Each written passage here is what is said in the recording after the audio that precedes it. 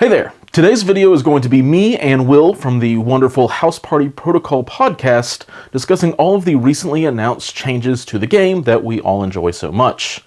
And if you don't enjoy it but still want to listen to this really long video, I won't complain. Now, I will say all of the audio you will find in this video is also being released on the House Party Protocol podcast. So if it sounds familiar, there is a pretty good reason as to why. Will was thankfully gracious enough to share his edited version of audio for me to throw up onto the channel for this week. And I will say there isn't going to be much in the way of visuals on this video because I'm about to head out of town for the holiday weekend. So I hope you have some time to kick back, paint some minis, and listen to our thoughts as we do a pretty in-depth review of all, and I mean all, of the changes. So power up suits and welcome to the Gamers Guild.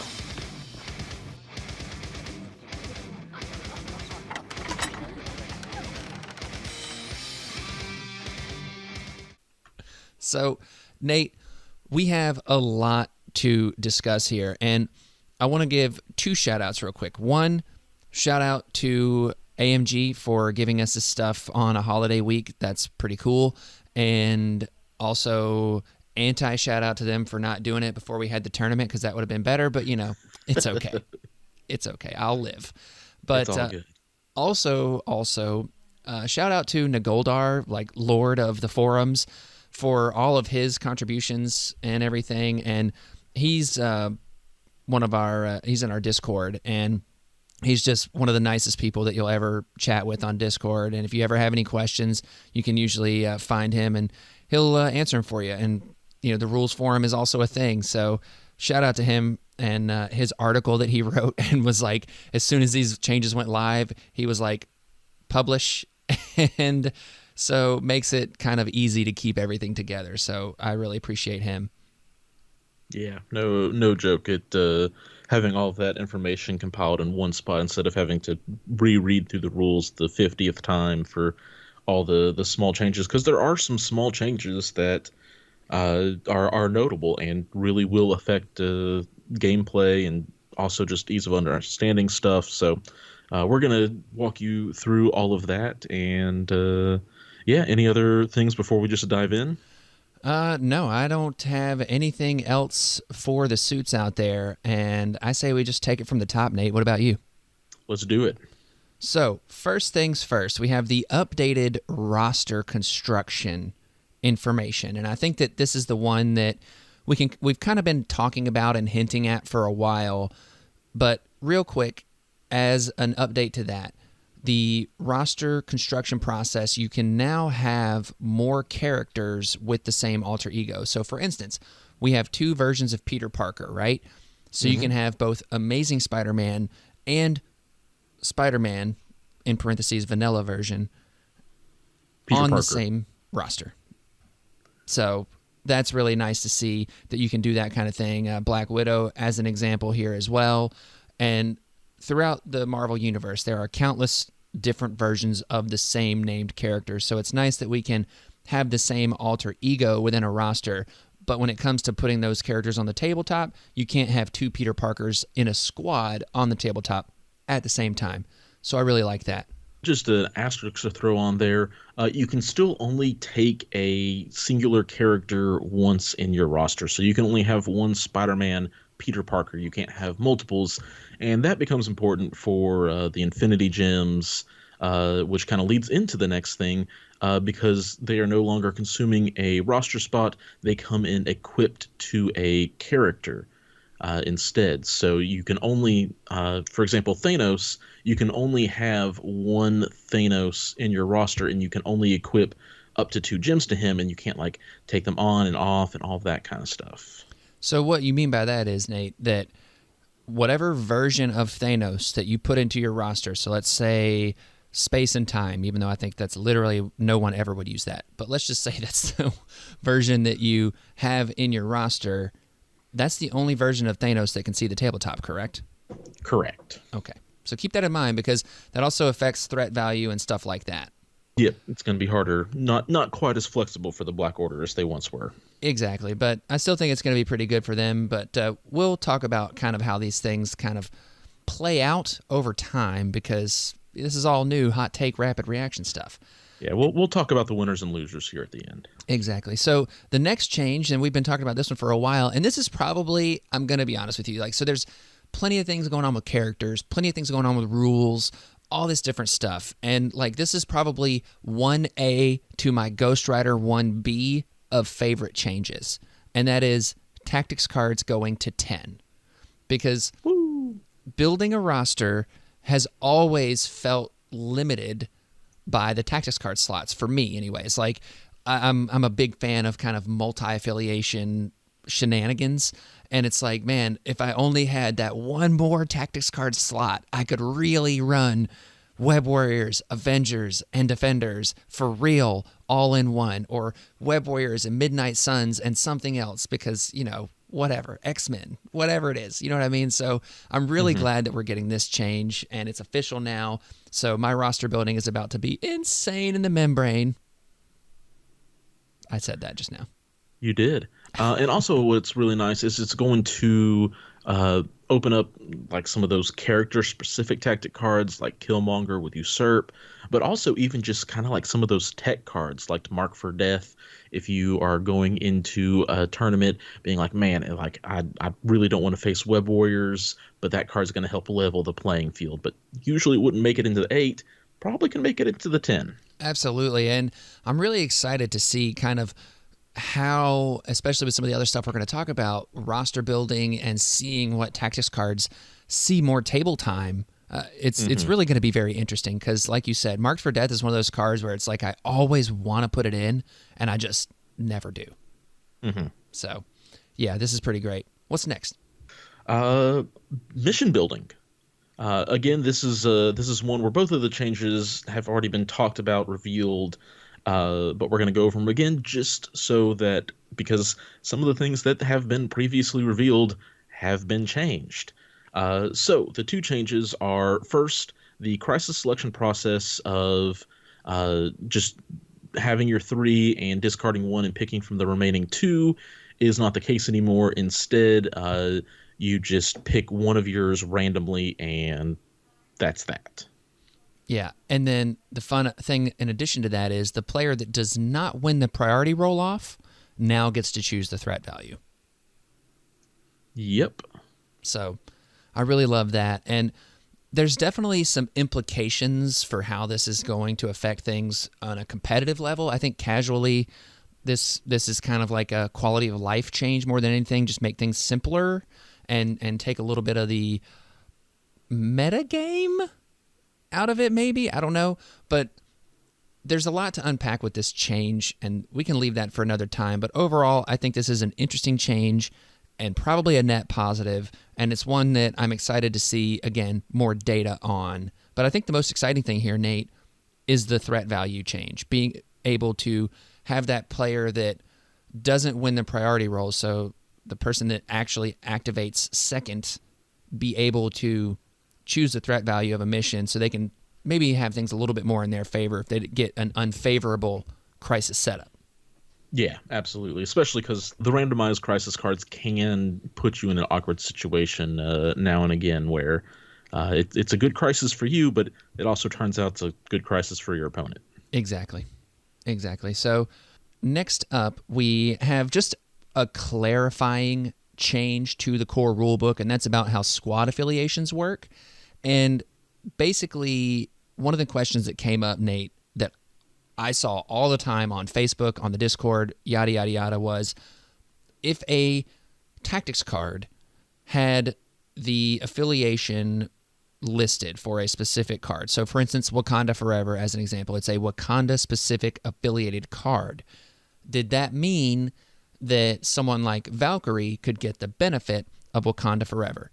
And the answer was no, but they've updated the wording under, again, the squad affiliations rulebook heading to make that more clear, in that other characters in an affiliated squad do not become members of that affiliation. It's clearly laid out now. So that's a nice little change, and hopefully we'll get less questions of the same ilk. But, you know, it is what it is. People ask questions, and I know myself and you will still be here to answer them.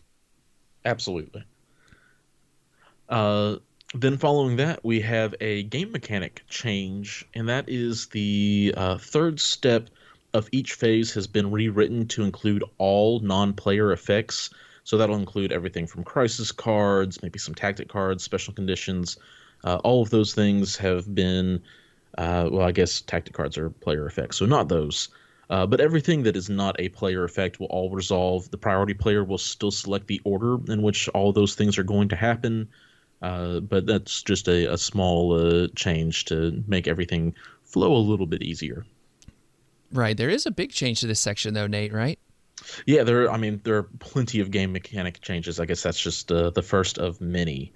You want to talk about the bigger one? So, yeah, the big change here is one that never really came up for me in terms of how it should be played, but there's a clarification about it now that makes a lot more sense. And basically, it's when does a character gain an activated token?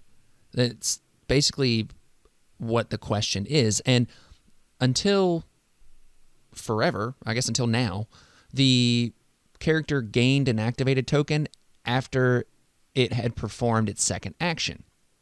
But now there's a stipulation that says that it will gain an activation token at the end of the activation. And this is a big one, I think. So let's talk about this for a second. Yeah. Basically, those two things sound very much the same, right? But gaining an activated token did not end a character's activation previously, correct? Mm-hmm.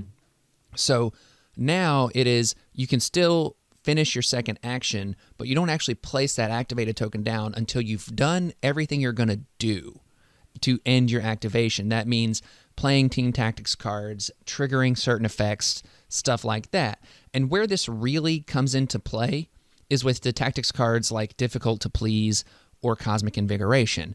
And those are important here because, Nate, what does Cosmic Invigoration do? Well, really, both of those tactic cards, primarily their main use is the removing of an activation token. So the situation where this comes up is if, let's say, with Difficult to Please, Magneto is my very last activation, but I have met all the other requirements on the card to be able to play it. There used to be a window where I could go with Magneto, perform the second action, give him the activated token, and then because it's still my turn, I could play the tactic card to remove that activation token, and that is no longer the case. Right. And basically, it just prevents kind of a negative play experience situation, I think, more than anything. And with Cosmic Invigoration, as an example, it would allow you to activate someone multiple times and then use Cosmic Invigoration to then get another activation out of them during their activation functionally. So it's the same thing with Difficult to Please, but I think what this was just kind of preventing a really negative play experience, especially with something like All You Got and stuff like that, and it allows for counterplay to those things, because if you've ever had a Difficult to Please go off, you know that having a dual Magneto activation is pretty brutal and can really, really be pretty disgusting. So I think this is one of those just kind of changes that makes a lot of sense from a balance perspective of the game and evens out some of the playing field, if you will. Mm-hmm. So, yeah, it's a big change, but it's also kind of a subtle change, I think. Yeah, and it's really just a clarification thing, because I think this is how it was always maybe intended to work out, because questions on these cards and when they could be played and the timing, I think the rulings were always this same thing, but this is some great clarification wording on how they're going to play out. Absolutely, absolutely. And what's next? So the next changes are to the beam and area attacks, and it's one that I never read it this way, but they've added the word "other" at the beginning of this sentence when it's talking about damaging allied characters. because technically the range ruler for the area and beam attacks would always be in contact with the character making that attack. So they were, I guess, rules as written, supposed to be damaging themselves as well. But this is one that the dev team just kind of caught on their own and were like, yeah, that's not what that's supposed to be doing. And so it has been added. The word other has been added. So real talk for a second. I could totally have seen a situation where somebody was getting beat up by an enchantress and was like reading the rule and said that. And then it's like, well, enchantress would hate this. Yes, let's do it. Yeah, like enough is enough. I've reached that point. I'm done. Exactly. So the next things that we have here is about throws. And this is also more of a bit of a clarification, but throwing in this game is definitely odd, but I really like it. And it's one of those things that once you get used to it, it makes perfect sense, right? So if you're throwing a character, you measure from the character being thrown and you ignore the character doing the throw. If you are throwing a piece of terrain, you measure from the character doing the throw. So like if Venom is throwing a dumpster, you measure from Venom. If Venom is throwing Magneto, you measure from Magneto. But the interesting thing here is that there were two different rules for determining if a terrain feature was destroyed. So characters would need to be larger than the terrain feature in order for it to be destroyed. So another example of Venom being thrown into a size 2 dumpster would destroy that dumpster. However, a Valkyrie who is size 2 being thrown into a size 2 dumpster would not destroy the dumpster.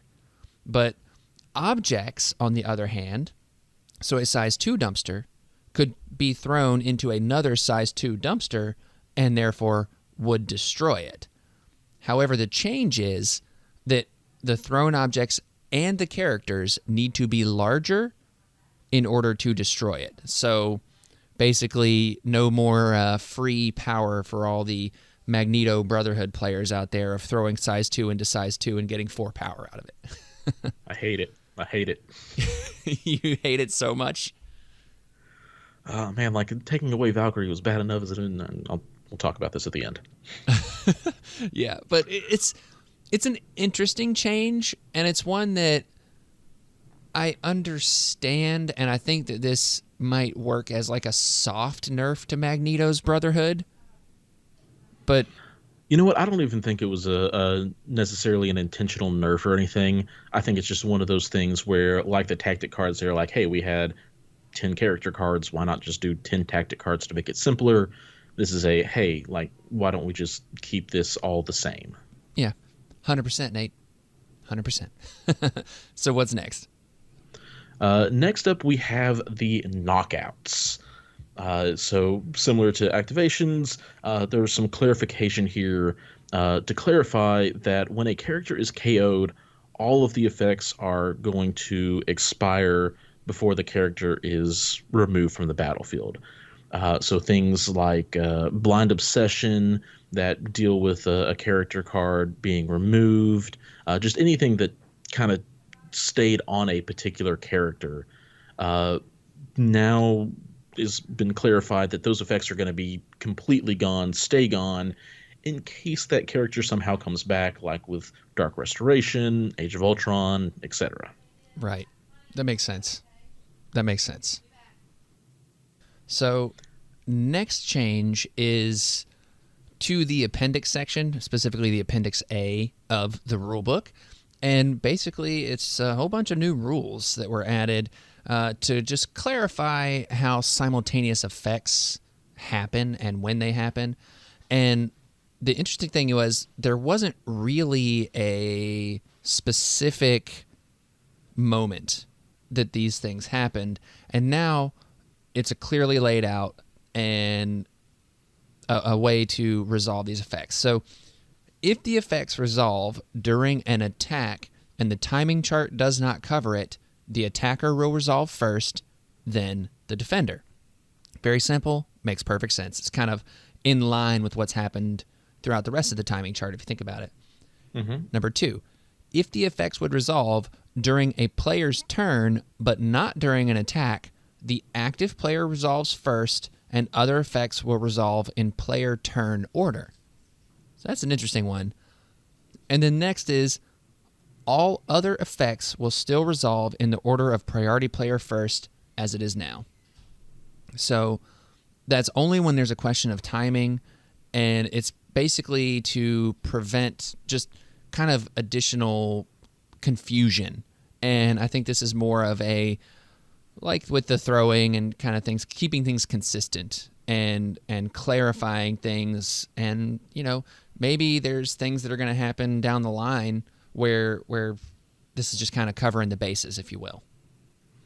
Yep, just additional clarification, and hopefully as we get to more multiplayer formats like Separation Anxiety or Missions Crisis, whatever you want to, I want more of it. They're fun. But this will help resolve things for if multiple people have like a trap to trigger. Like I have Rocket's booby traps, another player has Cassandra Nova and her ability. Just being able to resolve all those correctly is now going to be able to be more defined. Exactly. So I really like that. And that pretty much covers all the core rule changes, Nate. So is there anything kind of amongst all of these core rule changes that you want to take a little bit more time to discuss, or do you want to go ahead and move on? No, I think they're all pretty straightforward. There's some great clarifications that are just going to make it so if a new player comes into the game, they're reading through the rulebook for the first time, things are more clear than they once were. Granted, for some of us veterans, some things are going to be annoying to remember, like Magneto throwing a size 2 into a size 2 no longer equals 4 power for the team, but alas. I mean, somehow you'll just have to survive.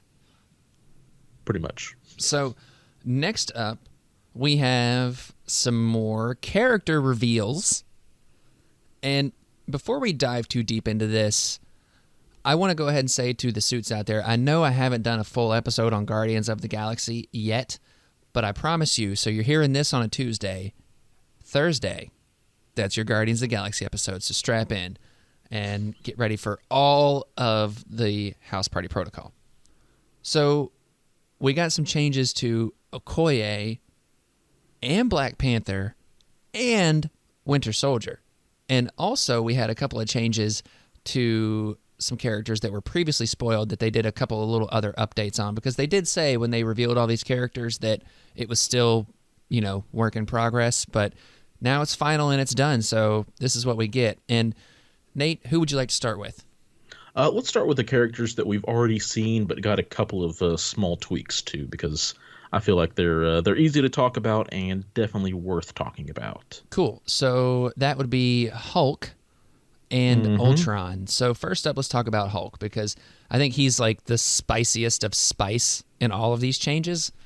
Absolutely. Everybody else after Hulk's change was revealed was kind of like, hey, like they got some updates, but were they Hulk-sized updates? And very few people got Hulk-sized updates. Very few. I'd say Ghost Rider got close, but Ghost Rider and Maw, I think, are the closest two for sure.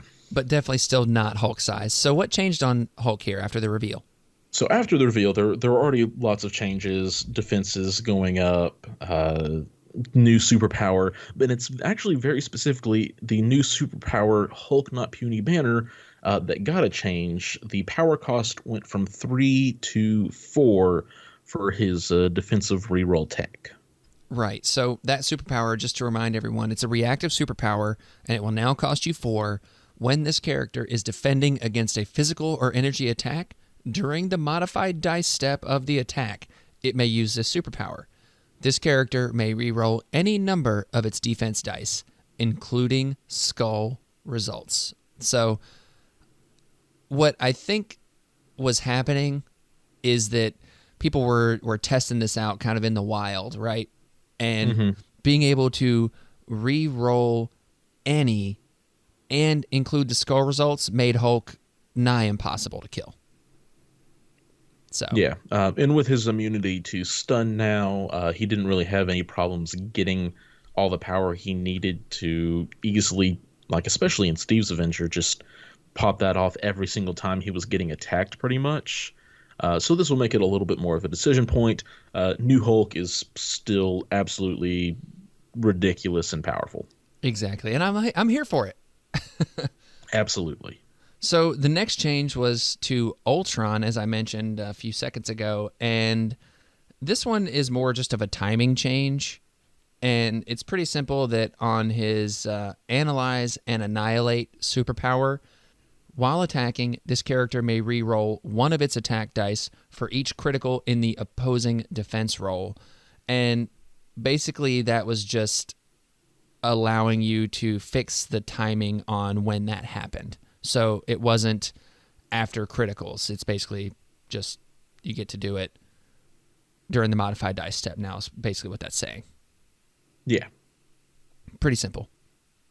Even though it doesn't specify the modified dice step like Hulk does, this one it's just kind of, it makes more sense now, I guess would be the way to put it. And that's, they don't specify because it's a innate ability, so that's always when the rerolls would happen, where previously the wording would have let the rerolls happen at a different step, whereas Hulk's specifies that step because that's when he would pay for that power.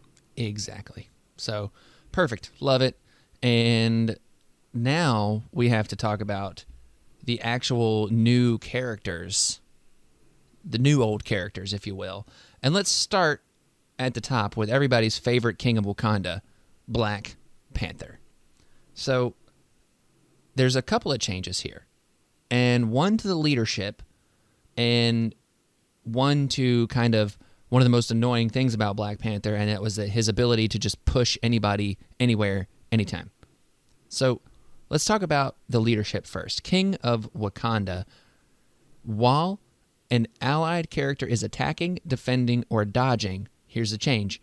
During the modified dice step, it may spend one power. If it does, it may re-roll one of its dice. So this is important because we did a whole episode on this change when it was revealed that you had to do this before exploding crits and all that stuff. Like you had to commit to the pay before anything else happened. And it just kind of didn't flow with the rest of the game. And everybody had been playing it more or less like it's worded here now, but it was a rules as written discovery, if you will, and now we have it in the way that it kind of makes sense for it to happen. Yeah, no, just a nice bookkeeping change. It like if you've been playing it how you feel like you should have been playing it all along, you were probably correct, and you can continue doing that. The other change is alluded to, and similar to Shuri's change, is the Wakanda Push of after the attack is resolved, push the target character. There's actually just now reduced down to size 3 only. So it's still a guaranteed push away short, which is nice. It's not a May or anything like that, which can be annoying, but that's fine. But it is now just size 3 or less. So the big boys of the world like Hulk and Black Dwarf are not quite so easily controlled.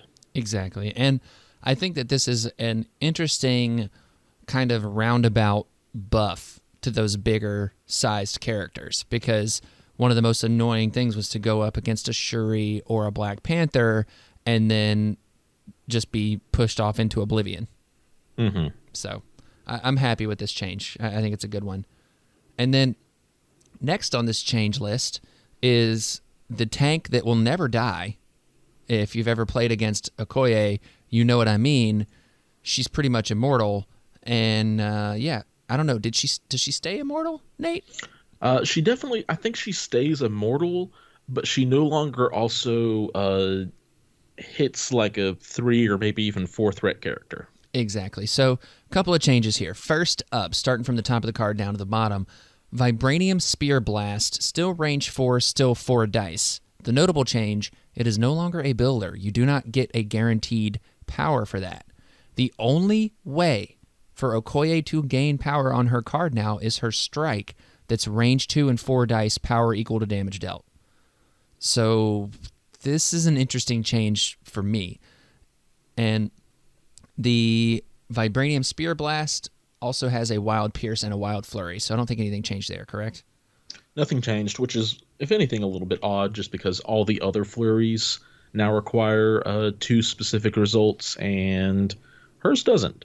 Yeah, she's still pretty offensive in that regard, but it's takes her down just a notch, so I think that's Well, it's interesting. that, but also her general of the Dora Milaje ability can now only reroll one die in its defense rolls. It is Exactly. no longer attack and defense. Right, so it makes getting that flurry that much harder, which I think is nice. And Nate, what do you think of this overall? Overall, I really like it. It makes her more specialized, which is what all of the other two threat characters really have kind of been. Nebula is the assassin. Rocket is like, hey, long range, I'll shoot at you. He's now also ridiculously durable, which I'm not but he's not like a bodyguard at the same time. So Okoye is now, not necessarily now, is still a fantastic bodyguard with a lot of great defensive abilities, but she's no longer also just being able to poke consistent damage, gaining power at range. Yeah, I definitely have some thoughts on this in that I think taking her power generation away from Vibranium Spear Blast was a bit of a misstep, because if the idea is to make her just uber specialized, right, just defensive specialized, and the problem, quote unquote, with her was that she was too good at both offense and defense, right? I think if you don't even give her an opportunity to gain that additional power at times, it's going to be real hard to just consistently even be that bodyguard that you want her to be. So I think this is kind of a big change, and like having the defensive reroll is nice, but now that you don't have a way to consistently gain power, because let's be real, a 4 dice strike at range 2 is really, it's not where Okoye wants to be, and then trying to push through good damage to be able to use the bodyguard it's going to be tough on that 4 dice strike. So yeah, I do wish that they had given, with the removal of the guaranteed power from the Vibranium Spear Blast, I wish her strike was just the guaranteed power 1 and not the equal to damage. yeah, exactly. So I think that this is one of those changes. We'll have to see kind of how it plays out, but being that she only has 4 health on her healthy and injured side, she's not going to be gaining a ton of power to be able to just come back and constantly be bodyguarding and stuff. And I like the change to General Adora Milaje. I like that she still has martial artist, but I feel like that they could have leaned a little more into the defensive nature of things and just being like, okay, that's what her job is, and they've done that in a sense. But it's like I kind of just want that to be at least consistently what her job is. Like Toad has an innate superpower that allows him to get an objective at range 2. He's an objective runner, slippery guy, and it makes sense like how he performs on the tabletop, and he doesn't really have any problems doing that. Same thing with Rocket, same thing with Nebula, same thing with Wong. Wong is like ultimate support, heal, pass, power, and now Bullseye, he's ultimate chip damage character, right? And I feel like that Okoye, they still didn't really like go full blast into defensive specialist. And I think it's simply because they took that power generation away from Vibranium Spear Blast. Like maybe it's too late now, but maybe the change I would have liked to have seen was like, instead of making it range 4, it's a range 3 Vibranium Spear Blast. Something like that could have gone maybe towards changing this up. But here we are. We've got the toy that we have now, and I don't hate it, but I also think that this really changes up the 2-threat dynamic. Sounds like you hate it, Will. I don't hate it, okay? I know it sounds like it. I don't hate it. I just, like, she's never going to have the power to do this stuff now. You know what I mean? Like, you and I guess that's kind of the point. Yeah, I mean, you think about it. If so she doesn't pick up an objective turn 1, she has 1 bodyguard use. And so she'll probably take a point of damage, if not 2, have another bodyguard use up and available pretty quickly. Again, I'll agree. I wish the strike was a guaranteed one, just because uh, so many times 4 dice into 3 or 4 physical will not get anything done, especially now that she doesn't have the reroll. So some guaranteed power would have been good to keep her just a little bit more consistent, even if at the shorter range. Yeah. But overall, I think she's definitely the tankiest 2-threat character. Oh, definitely. And she's still the only 2-threat character with a bodyguard. So if you're looking to get a bodyguard in your list, you're looking at her, or you're taking it a step up to somebody like Luke Cage, I guess, at 3-threat. Yeah, and even his bodyguard's not really bodyguard. He has to be within range. He has to be up in the middle of it. Exactly. So I feel like she's still in a pretty comfortable spot. She's definitely gotten her knocked down the ladder of the 2-threat characters a little bit, but she's still not necessarily like just this bottom will never take 2-threat, because one of her home affiliations feeds her power anyway. Exactly. So yeah, I'm kind of with it, and it's one of those things where I think this is ultimately a good thing, because this is probably one of the characters that people were wondering about the most, right? And I think that this is ultimately a good thing, because now it's like, well, you don't have to feel like you have to take a Koye. Yeah. So I like that a lot. And then the last big change that we have here in this reveal is to Captain America's best friend, Bucky Barnes, or as he's more affectionately known as, the Winter Soldier. And this is a pretty big one to unpack here, Nate. So first up, we're going to talk about assault rifles. So it's still range 5. It's still only 4 dice. However, it has a new trigger. On a hit, it has rapid fire. After this attack is resolved, this character may make one additional assault rifle attack. The additional attack must target the original character. The additional attack does not have the rapid fire special rule. And just as a quick little clarification note, if you're brand new here, or if you get a little confused sometimes on what original target means, that means the character you rolled dice against. Just keep that in mind. So, Nate, this is an interesting change, I think. So, still power equal to damage dealt, still with the wild bleed, but being able to rapid fire range 5, that's really interesting.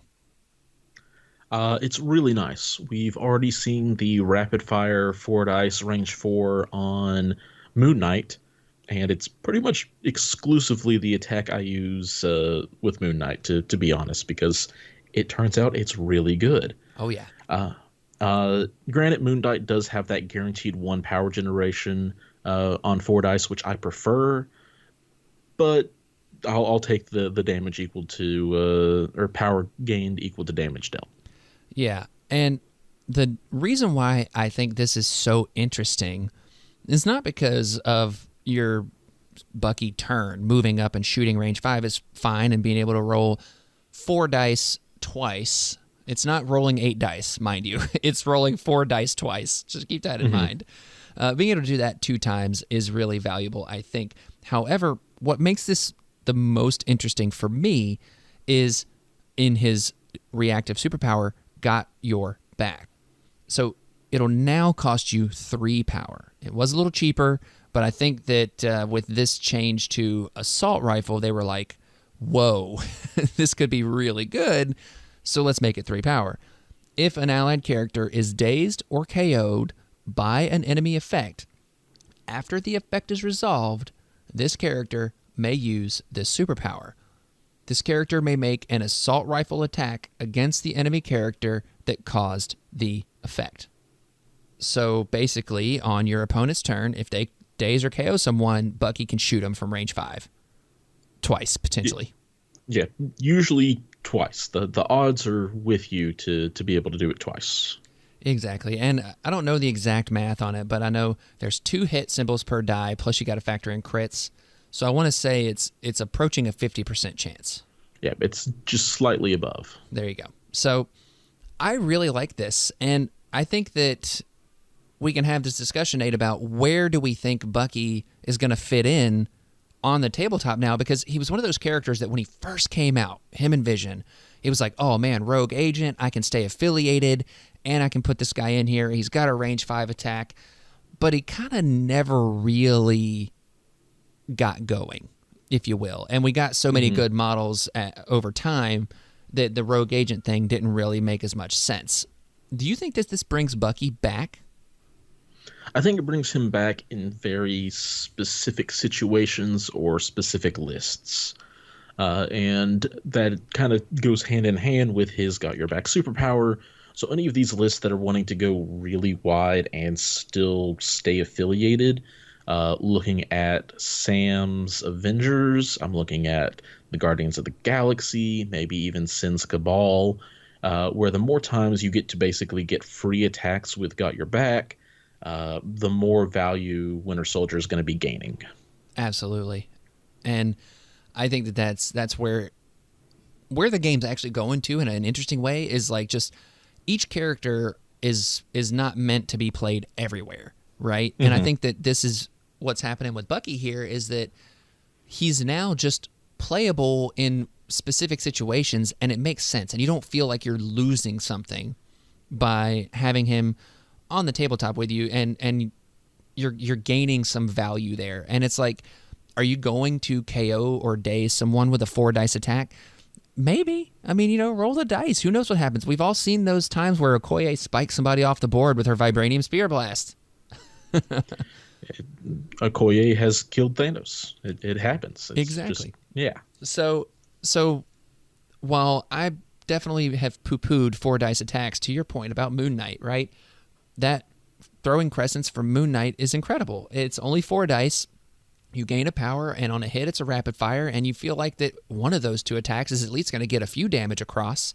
And the thing that's nice about Bucky here is he gets to do it on the opponent's turn. Mm-hmm.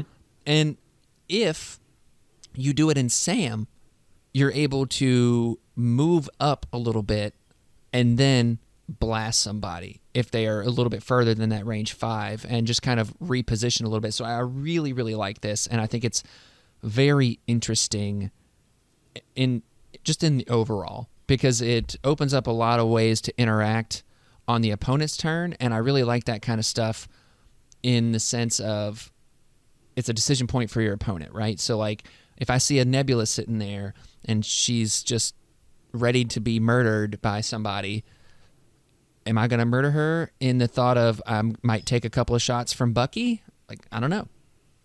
But it's a good decision point to have, I think. Yeah, and most of the time you probably just you push through and you're like, yeah, no, I need to daze X character. But Winter Soldier can like interrupt your turn if that's your first action, like maybe Bucky spikes and finishes that character off before they even get that second action.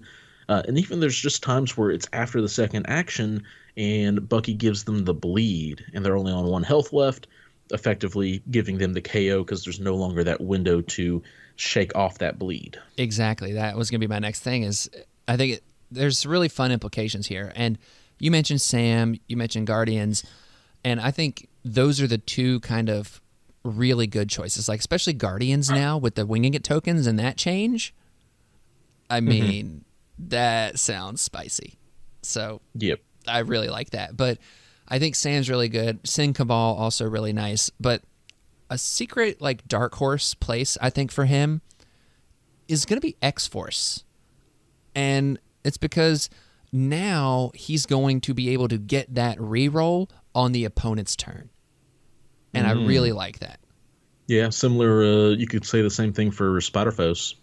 Exactly. Spider-Foes is another one where I think it's nice, and that's the thing. Like, I don't think he's going to be like some earth-shattering change to the game, but I do think we are literally about to see a Bucky resurgence here, and I'm here for it.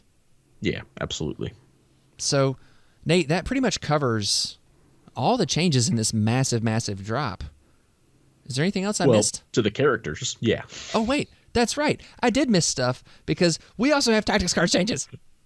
And so we already knew about one, thankfully, in the form of Ricochet Blast, and that its power that Iron Man and Captain America each had to spend went down from 2 each to 1 each, which is a great change. It's a great change, and it makes Ricochet Blast so much cooler.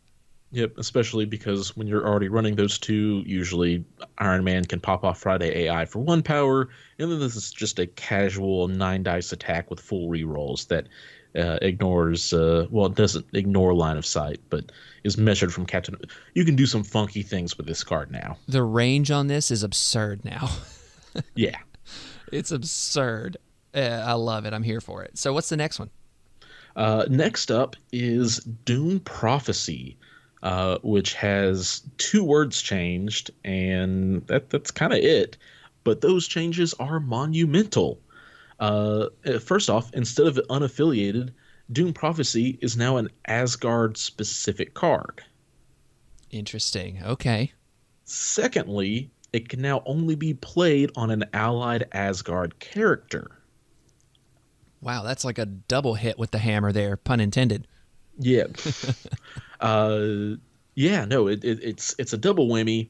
And the third whammy, skipping ahead a little bit, is it's still on the restricted list. Yeah. Now, granted, you still have some fantastic targets in Asgard. Thor and Angelus suddenly start rolling 10 dice builders, which is gross. Doesn't really need to be explained. That's just good. Loki can start rolling 8 dice builders and counting blanks on successes, so he becomes like a mini Corvus Glaive for a turn. That's absolutely gross. So there's still some great uses, but taking a restricted card and being limited to affiliated characters is also really rough. Yeah, that's pretty tough. Because, I mean, the card already had the massive downside. Right. It still has that massive downside. So it's spoiler alert for what's coming, like Nate said. It is still restricted, which making it restricted and putting these new stipulations on it, I don't know. I don't know. It might go the way of the dinosaurs. Yeah. And become Well, extinct. at least we don't have to worry about Carnage running around with it anymore. Thank God. What's next? You want to talk about the next card? Yeah, you go for it. You get this part. I did all the characters. All right, I'll keep going then. Pentagram of Far Lahar. Yeah, I have no idea. But it is no longer just costs 2 power. It now costs 3 power. An interesting change. It's a very small change. Some might even argue it's a very reasonable change, but because it has to be played during the power phase, this means there are no longer turn 1 portals for the defenders with Strange and the Soul Gem. Yeah, that's the big change here. It's more so than the fact of the 3 power cost. I think it's really that change is the power phase change. Yeah, I think they could have left it at 2 power and just said this card cannot be played during the first round of the game or something. Well, I mean, yeah. Which is essentially what they've done here, because it didn't change to Stephen Strange so that maybe you could bring in the affiliated Sorcerer Supreme version or anything like that who gets that 3 power.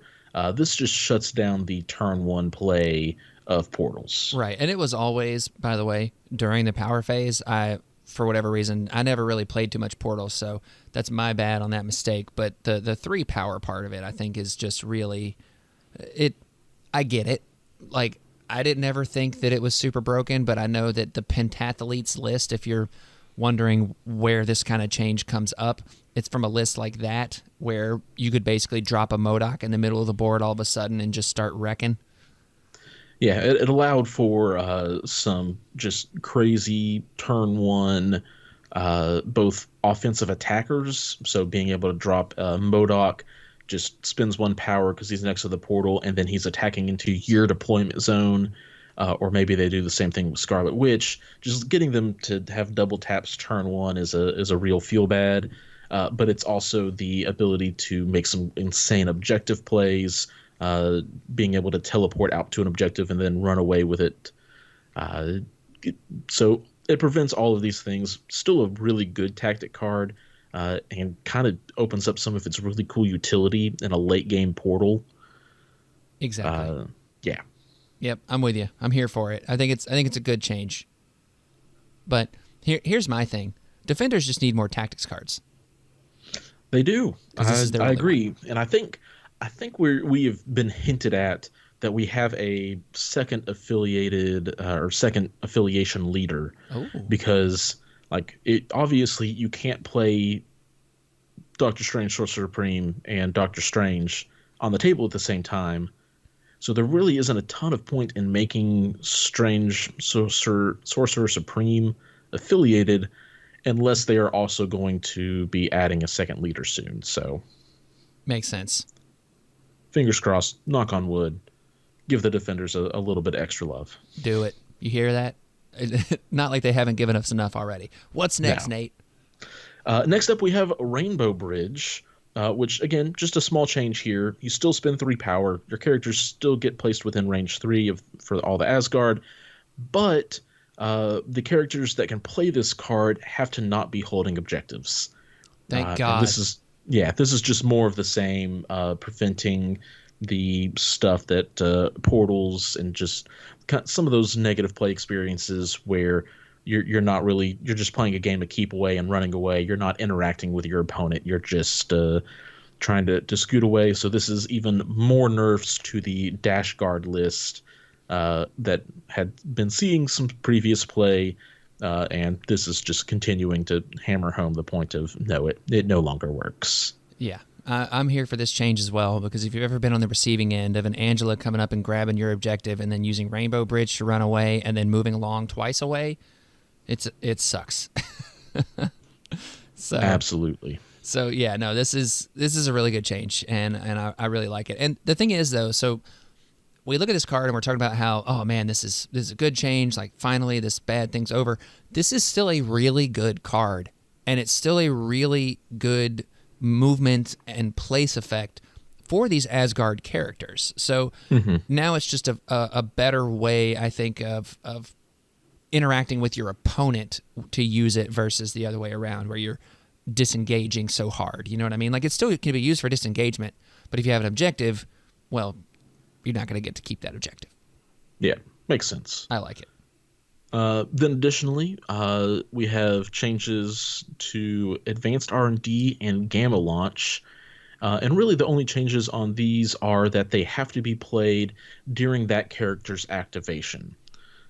So Hulk now has to gamma launch on his turn. Advanced R&D has to be played on that character's turn.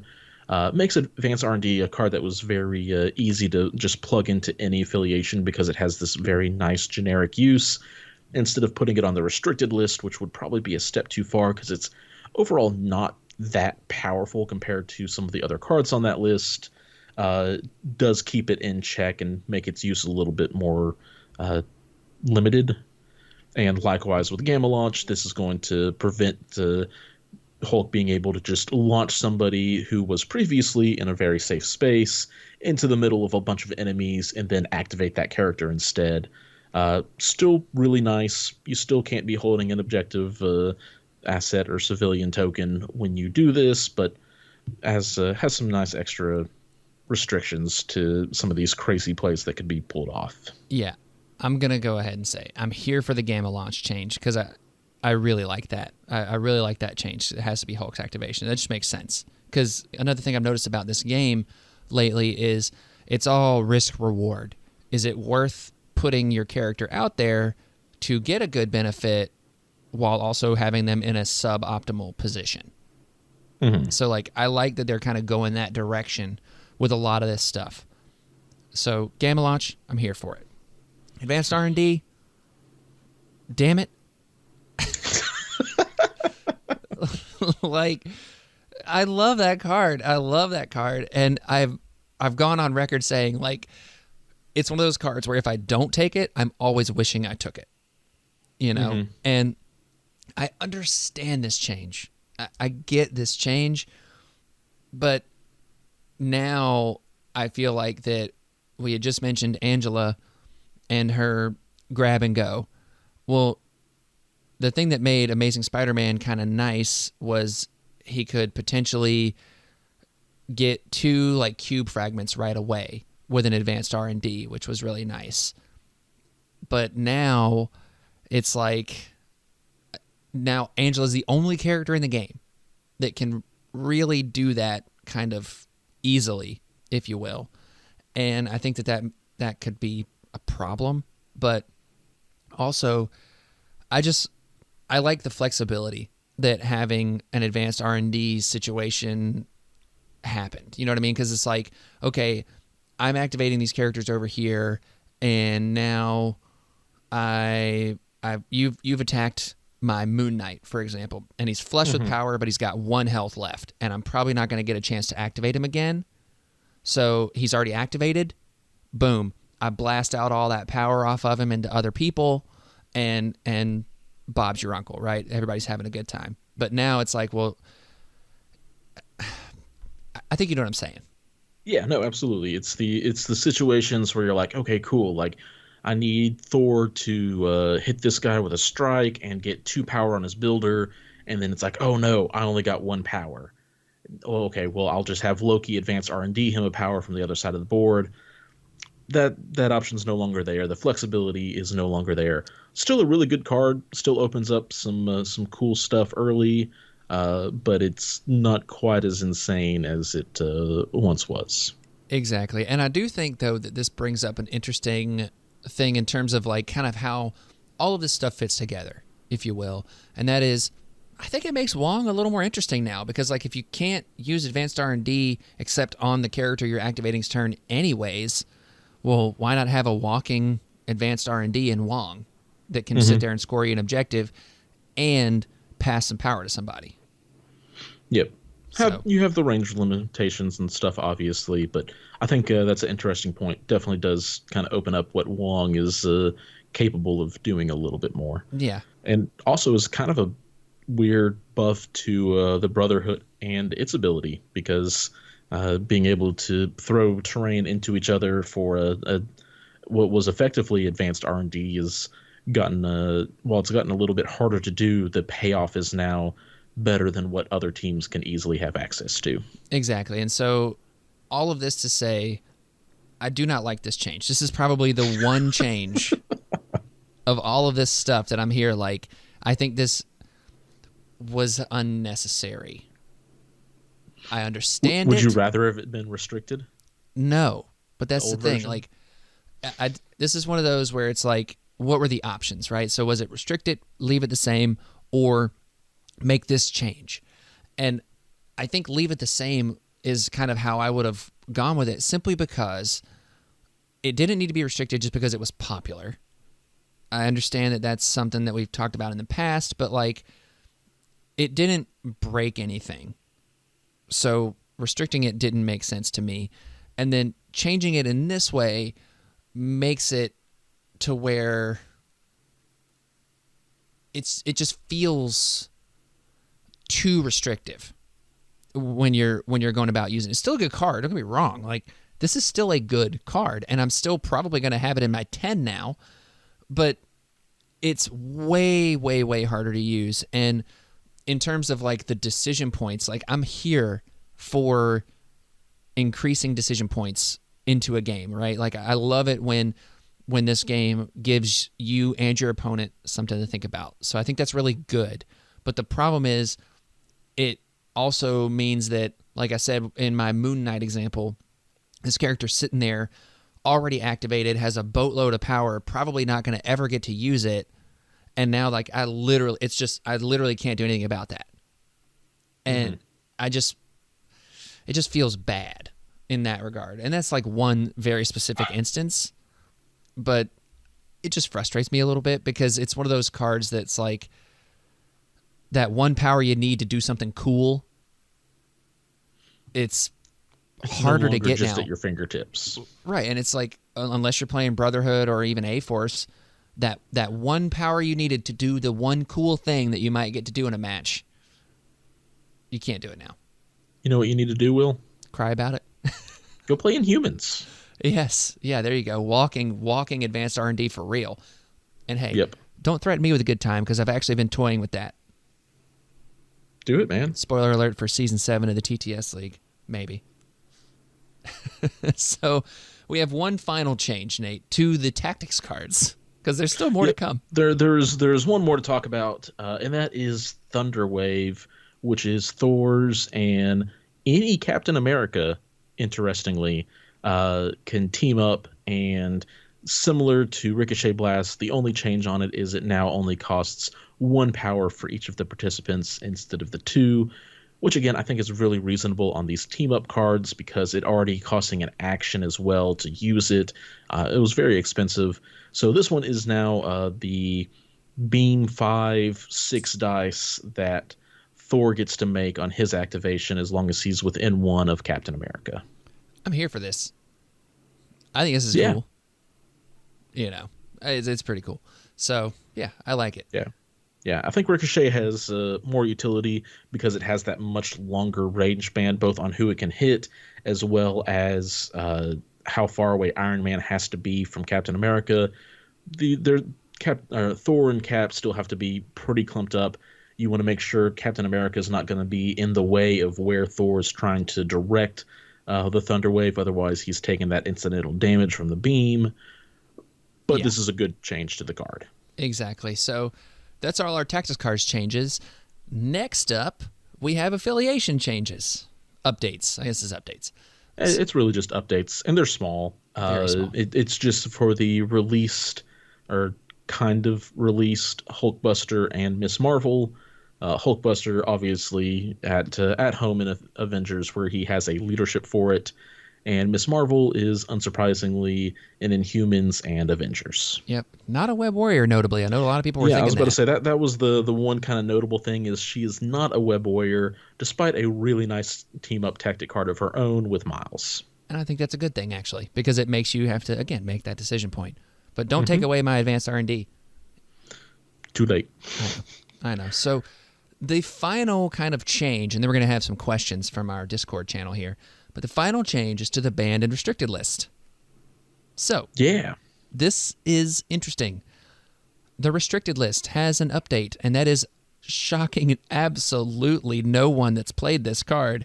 Bitter Rivals is now restricted. What? I know. I will say this, still very much worth taking. Even restricted. Absolutely. It's still a very, very powerful card. Now, I will say this. Me, as a Web Warriors player, I'm probably still taking Brace and Medpack over these. And it's one of those interesting things. Like, everybody asks me, why do you take Brace for Impact with your Web Warriors? They get rerolls on dodges. I'm like, have you ever tried to reroll when you're getting Magneto throwing crap at you left and right? Like, yeah, and even then, there's only 2 characters that you can have on the board that do that, actually. I guess if you bring in Quicksilver... But as far as the affiliated, you'll have one of the Peter Parkers who can do it, and you have Miles. But the leadership doesn't provide that reroll. Exactly. So I'm all about that. But I think that most instances you're going to still see a lot of bitter rivals. But at least it makes it interesting. And the reason why I think you're still going to see a lot of bitter rivals is because an update to the banned list. You know what? I am actually of the opposite thought. I think that this other card being banned reduces the chances. Interesting. So, Nate, what got banned? All You've Got banned. Yes. Like, sound the party poppers and everything else. Explosions, fireworks. It's gone. The nightmare is over. I mean, to be fair, it was pretty nightmarish, and I have, like, sweat dreams about this stuff happening to me. Okay? I mean, especially recently with the advent of Carnage being so disgusting. Yeah. This is good. It's a good band. And really, it was Bitter Rivals and All You've Got together that was the real terrifying experiences, because you get a Carnage or you get an Enchantress where you're able to be like, oh, hey, here's like 3 out of 5 members of your team that are all going to be under the effect of Bitter Rivals, so they're getting those reduced dice. And I'm just going to absolutely wail on them with 4 attacks. Exactly. And so this, I think Bitter Rivals sees a drop-off in play, not only because it's restricted, but also because it doesn't have that double whammy synergy, and now it's just not as impactful as even Disarm on those spread out objectives. So maybe if you're somebody who's wanting to play Researcher, Gamma Waves, Demons Downtown, you're bringing all those kind of cards anyway, yeah, go ahead and bring better rivals. But if you go up against a web warrior who has those D-secures, it's not going to be as impactful. Yeah, I'm with you on that. But I will say, I think it's one of those things where, especially when you look at it in conjunction with all of the new crisis setup and all of that stuff, is you're basically, if you put this bitter rivals in your list now, you're kind of hoping that you get what you want versus having to adjust to what the opponent wants. Because again, you can only have 2 restricted cards, and giving up a, for me, Brace for Impact or Med Pack is very rarely worth it. So then that's just for me. That's just my play style, you know? Mm-hmm. But I think all you've got being banned is just, it's been a problem for a while. I mean, ever since they discovered the Widow Bomb, I think that was kind of the like, oh crap, we've made a mistake. You know what I mean? Like AMG woke up one day and chose violence when they made this card, apparently. So I think it getting banned is good for the health of the game. Now, is this a card that they could maybe rework later on down the line to bring back in some kind of way? Maybe, but I think that an unaffiliated card that just allows you to get a complete and total second activation out of a character was just nasty. And I think that the way that they're doing these attack-focused things now, so like Wakanda Forever has been around for a while, but like with Siege of Darkness, you know, spending the 2 power and then doing all the fun stuff is kind of the way I think that makes it more interesting now. And giving characters complete second activations, if you haven't noticed from the change to like Cosmic Invigoration and the change to Difficult to Please, even though those cards weren't changed specifically, but the how you go about activating those things, I guess, has changed now. And I think that all of this is showing that they do not want to break the action economy of the game so far like they did with All You've Got. And I think it's a good thing. And interestingly enough, I think that this opens up a lot of exploration for tactics cards. And I think that one that you might see a little bit regularly now, Nate, is Follow Me. I think you're going to see some Follow Me. It costs you 6 power, so it's expensive. But if you really are trying to pile on that extra damage and attack and kind of big turn stuff, that's one that could come up a little bit. But there's one other card that got banned. Indeed, and it's one that I'm also pretty happy to see go. I mean, it's always sad when a card has to be banned, but I think this one kind of needed it, and that is Panic Grip City as evacuation efforts continue, which is, of course, the crisis card that was already on the restricted list. Yeah, it's a crisis card that I enjoy. I really enjoy it as a crisis. It's fun, and I played it in Season 6 of TTS with my Convocation squad, and it was one where I didn't play it because I had some kind of like spicy steal your stuff. You know what I mean? It's not why I played that. Like, actually, looking back at it, I probably could have done a spicy steal your stuff play with like Strange and then Ancient One, but we're not getting into that because I can't do it now. But yeah. I just felt like it was a positive matchup for me because of all the power generation I could get. Yeah, exactly.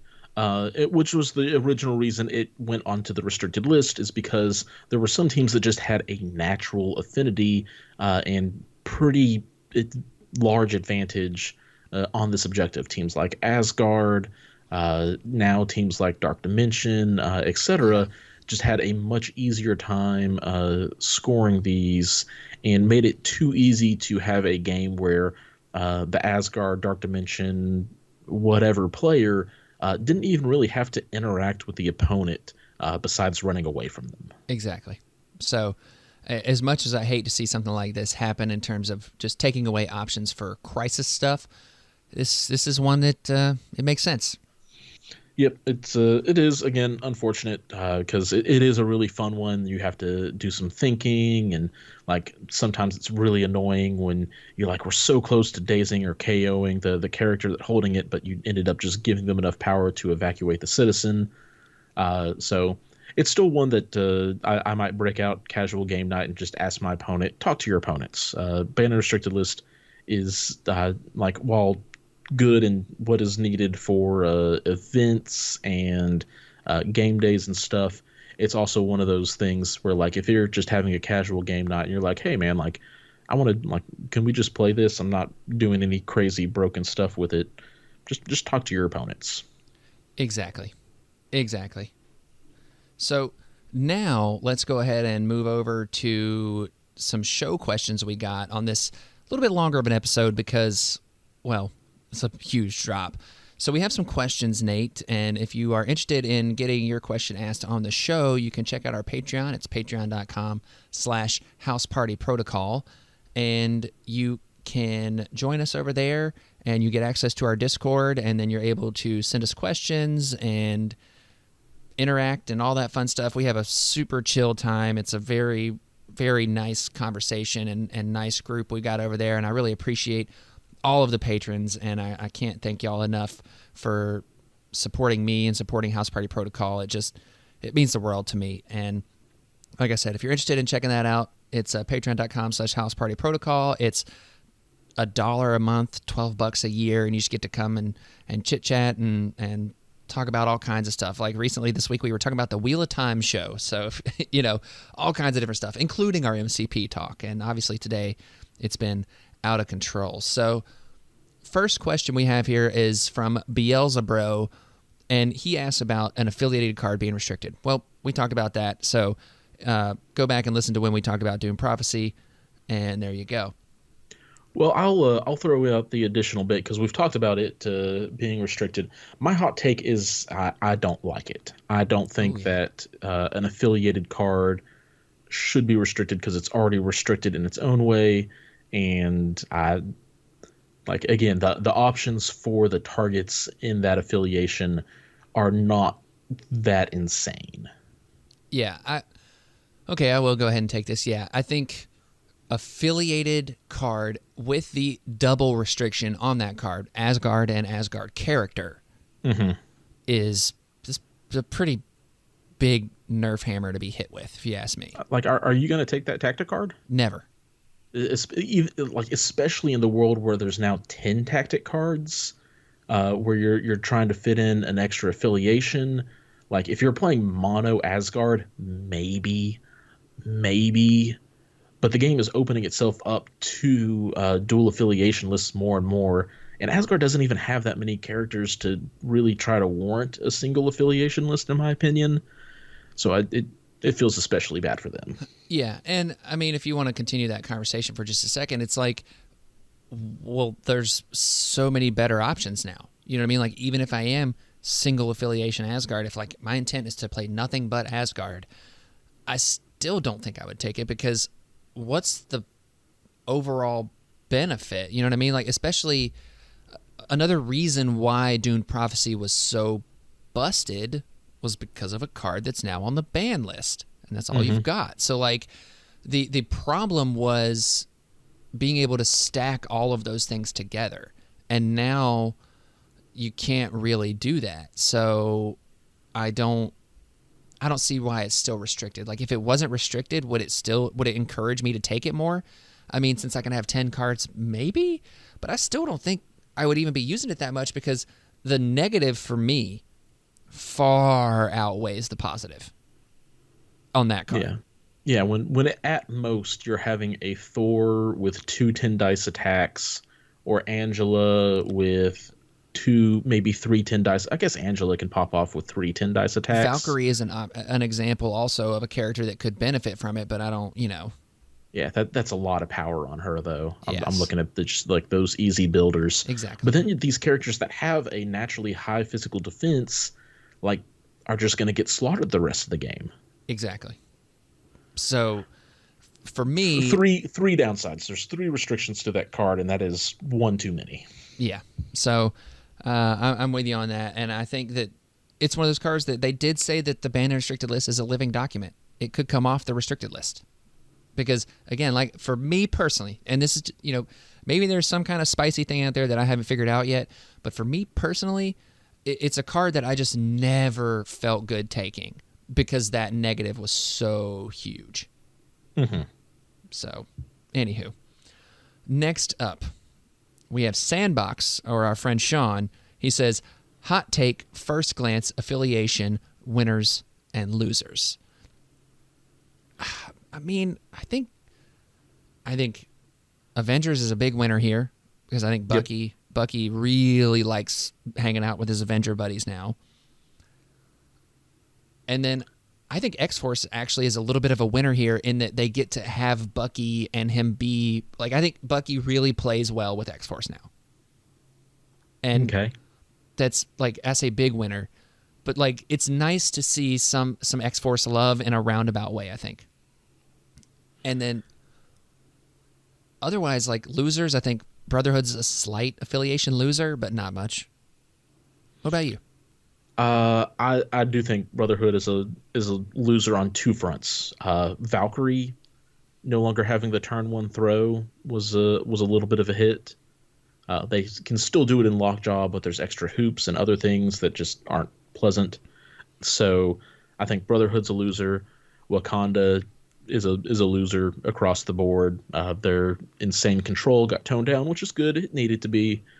But just across the board, they lost their control, and Okoye is no longer an Affiliation 2 that shakes the world, which is good. But I mean, it makes Wakanda come out looking a little bad.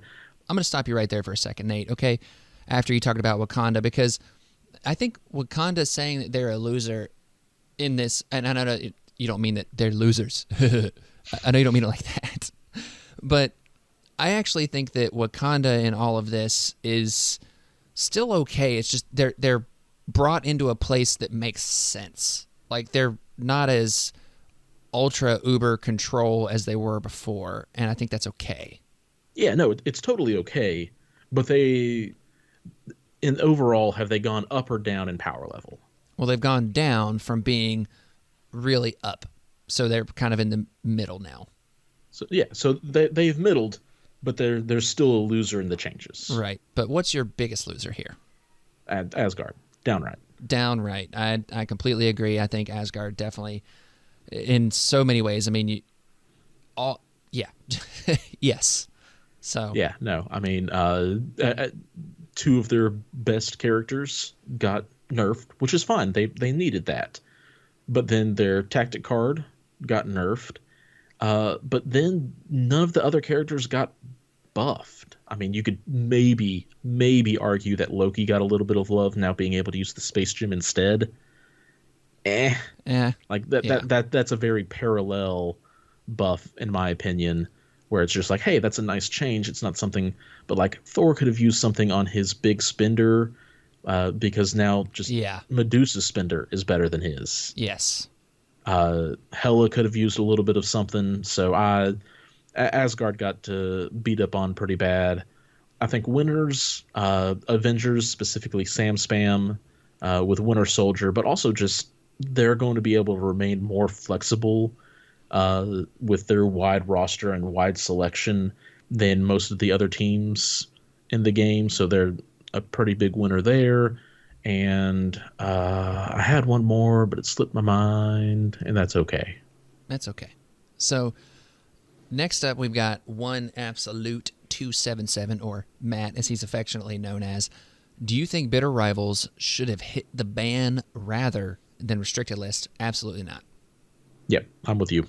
Like, it's a strong, good effect, but restricted makes sense. Banning that, and it's for the reasons we talked about. I mean, it's way more of a situational and a way harder choice to make now for bringing it. So, yeah. Yeah. With all you've got gone and Doom Prophecy even being that much more limited, Bitter Rivals' overall effectiveness has gone down significantly. Still really good, still very powerful, especially when you can get it on the right objective setups. But like your opponent's not even going to bring it if you play on a D setup. Like, right. So I think it's fine at restricted. Exactly. So next up, we've got Leland from the Aegis Brand Studios. Do you think any of the changes went too far or not far enough? Nate, I'm going to let you answer for me. What do you think I'm going to say here? Advanced R&D. Went way too far. Well, I think Advanced R&D is a fine change. I don't necessarily think it was needed. But I think it's a fine one. I don't think they're like advanced R&D will still see play. Yes, it will. Well, we'll no longer see play, and I do think they went too far on is keeping Doom Prophecy restricted. Yeah. I see Running the theme. rest of the episode. Running theme. Yep. So, yeah, I'm with you. In terms of characters, though, I think everything is kind of right in line. I think that Okoye is edging on having gone too far just from a power economy situation, but I get it. You know what I mean? Yeah, there are definitely some things that I wish they had done differently. Like I wish that Winter Soldier went to a net 1 guaranteed instead of equal to damage dealt, same as Okoye, just to keep them more efficient and viable on the table. So there's some changes like that. But all in all, I think they've done a really good job with the tuning up of characters. Yeah, agree. So, and tuning down, for that matter. And tuning down. Yeah, I'm with you there. I think everything kind of feels pretty solid. So next up, we've got Panzer Harris. Was pentagrams really enough of a problem to warrant an increase in cost, especially given the change to R&D?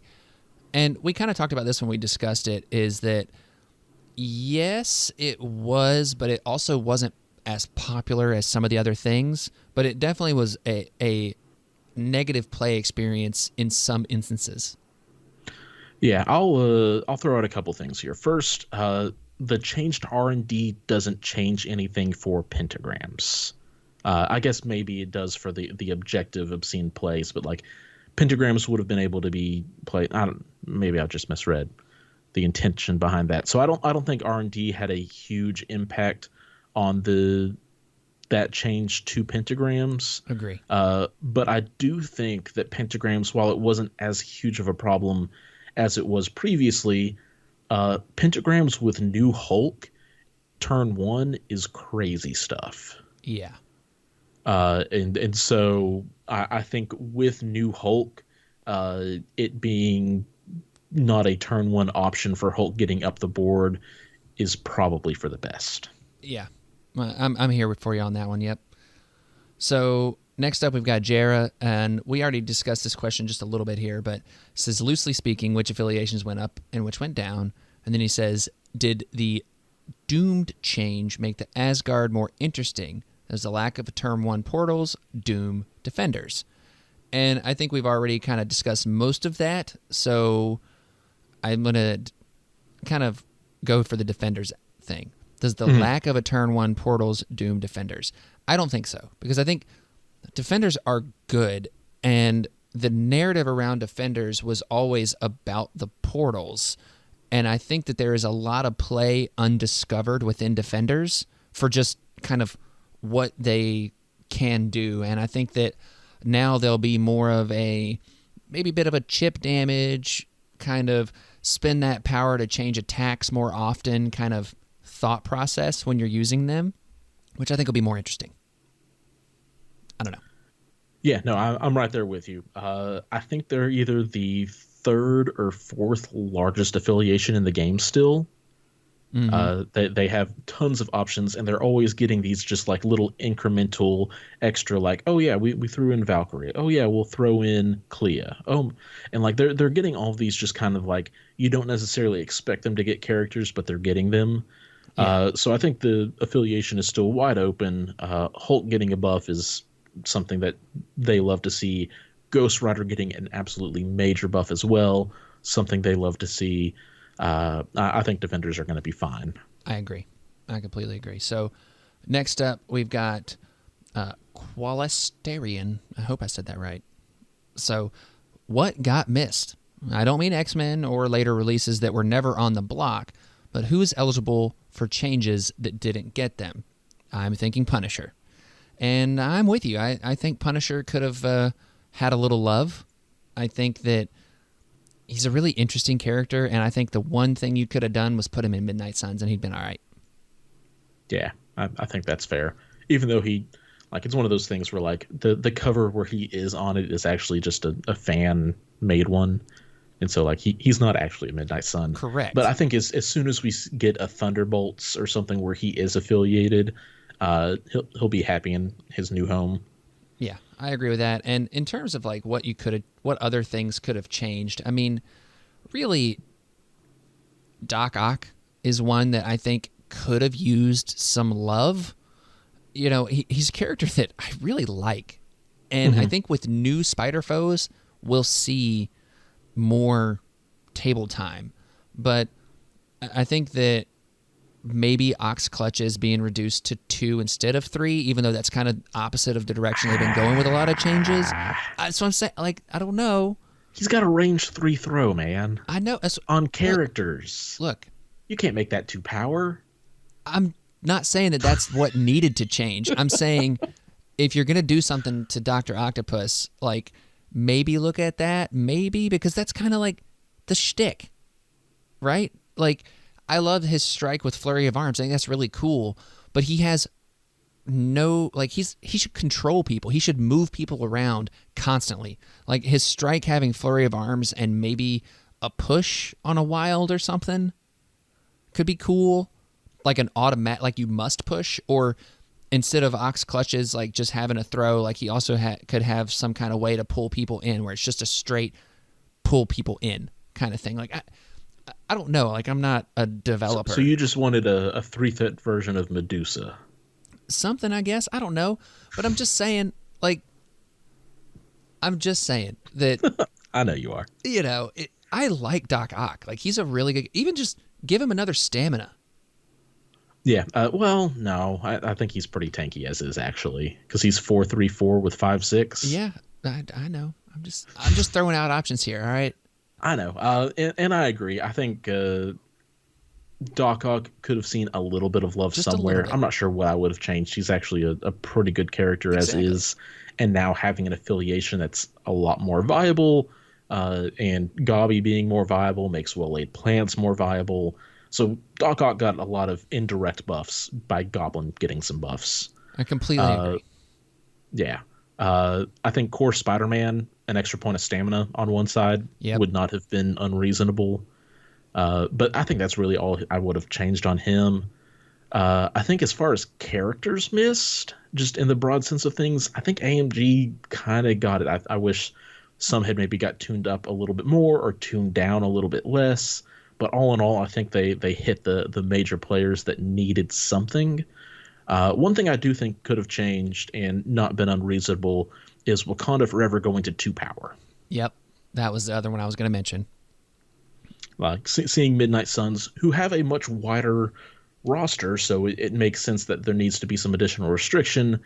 But seeing this one not go up to 2 power does not give me any hope for Wakanda getting expansion anytime soon. Yep. I agree with that. So next up, we've got D-Money 2020. With pentagrams of Far Lahar going from 2 to 3 power, do you think that AMG is trying to do away with the turn 1 plays, or at least make them less common? And I know I have a history of like being like, this is the intent of what they're doing. I'm assigning intent for their actions. I do that sometimes. I know. I'm sorry. But in this instance, I don't think it's necessarily them making a statement so much as just trying to give each player an opportunity to act, if you will.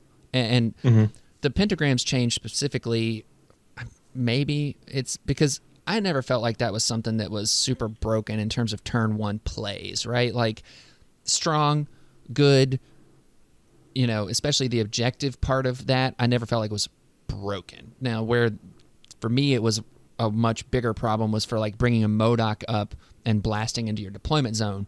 That was a problem. So, like, I think the idea is to maybe just, like the next part here, at least make them less common. Like, make this, like, insane turn 1 play where you never interact with your opponent go the way of the dinosaurs. Mm-hmm. And again, that's me thinking of intent when we don't know what the intent is, but I could see that kind of being the direction to go. Because the idea of the game has always been superhero battles, not superhero grab and go. Yeah. So I'll respond, and I think as we look at all of the changes, not just the pentagram portal play and the changes that AMG has made this go around, I think you can definitely say there's a common theme of them restricting some of the turn one play stuff. So we completely banned the citizen extract evacuation. So like that was one of the more notorious turn one shenanigans. Taking away Rainbow Bridge kind of prevents some of the dash guard play patterns. So as you kind of look, you can probably kind of see a theme where those turn one plays are not there absolutely still are some. And heck, you could even point at Gamma Launch no longer being in advanced R&D to a lesser extent. Things that have to be done on a character's activation prevents those turn one shenanigans.